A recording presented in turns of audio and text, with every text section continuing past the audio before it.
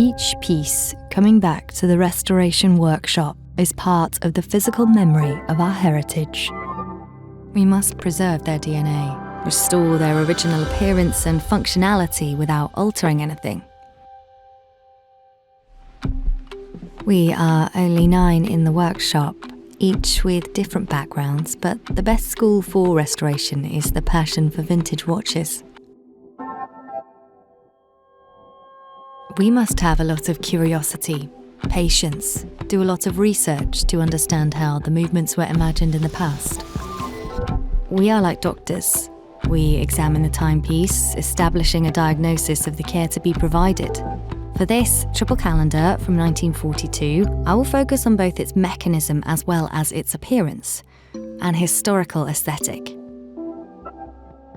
I check if it is paired, meaning if the serial number of the movement corresponds to the case. This is mandatory to establish the archive extract. To do this, we gently disassemble the case with respect. Often, I like to imagine all that this watch has been through. It's fascinating to know that it's coming back to where it was born after so many years. I start by taking the parts of the movement one by one and cleaning them. If they're too damaged, like this escape wheel, I'll take back old components that we have carefully preserved in our archives.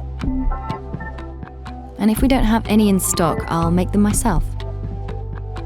Since 1833, we've kept the original drawings and tools in order to reproduce the smallest component identically.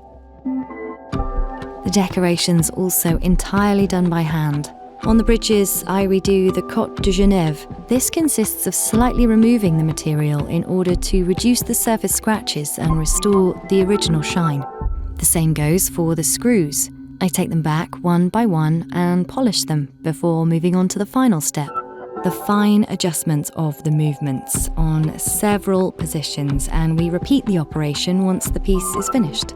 I can now take the dial. Particular care is given to the indexes in order to revive their original shine. We control every gesture. The slightest excess pressure would cause irreversible damage. The hands also remain original. They reflect the beauty of its face that has stood the test of time. We give them a light shine. Or, as on this other model of the 19th century, we sometimes blue them again. I remove the oxidation. The hands return to their original colour as steel grey. Then I heat them over a flame. In contact with heat, the steel changes colour and becomes blue again. There is not really a fixed duration. It is experience that tells us how many seconds to hold, what temperature to reach in order to obtain a sapphire blue. The plexiglass gets a makeover. I start by removing the visible scratches.